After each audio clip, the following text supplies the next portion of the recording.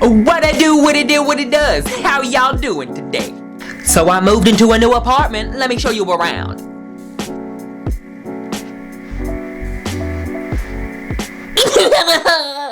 So today's story will be about Saul. Saul was Israel's very first king. It was like Israel's first boyfriend, cause he wasn't no good for them. Your father in heaven told you you ain't need no boyfriend.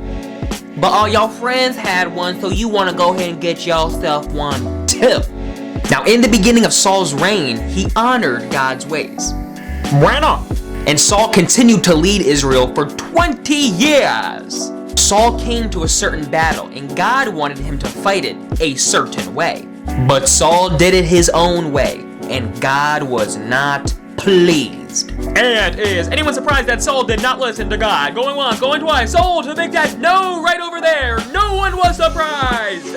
So Samuel went to see Saul, and he told Saul that God was angry. This is what Saul said. But Samuel, I did obey the Lord.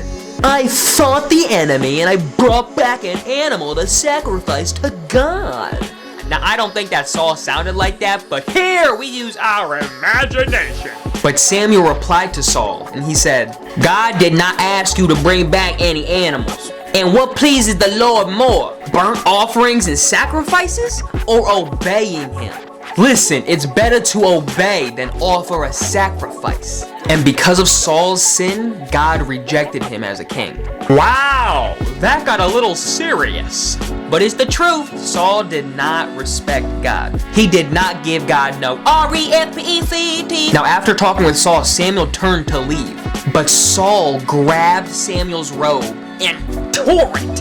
And Samuel got that robe at Goodwill on a double down discount deal, so he wasn't not happy. Samuel looked at Saul and he told him that God would tear the kingdom from his hands and give it to someone who obeyed God with all his heart.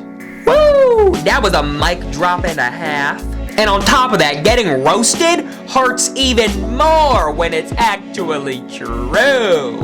And later, God told Samuel to go to Bethlehem to anoint the next king. Well, it looks like Samuel's going on the road again. On the road again. Samuel's got to ride down to Bethlehem.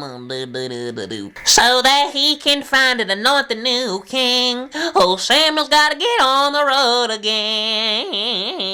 And God had Samuel anoint David as the next king of Israel, because God knew that David would obey him with all his heart.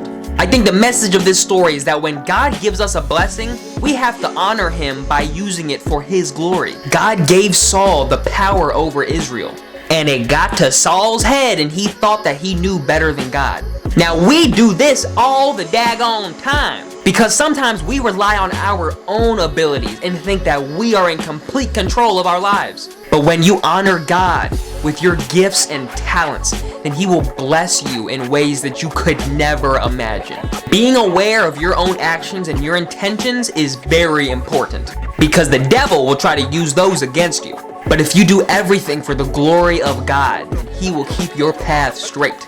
Well, I hope you enjoyed the story today. And I pray that you understood the message. The message of the story being that when God gives you a special gift or talent, use it to bring honor and glory to him and his kingdom, and he will bless your life. Come back next week now, you hear? God bless you, and I love you.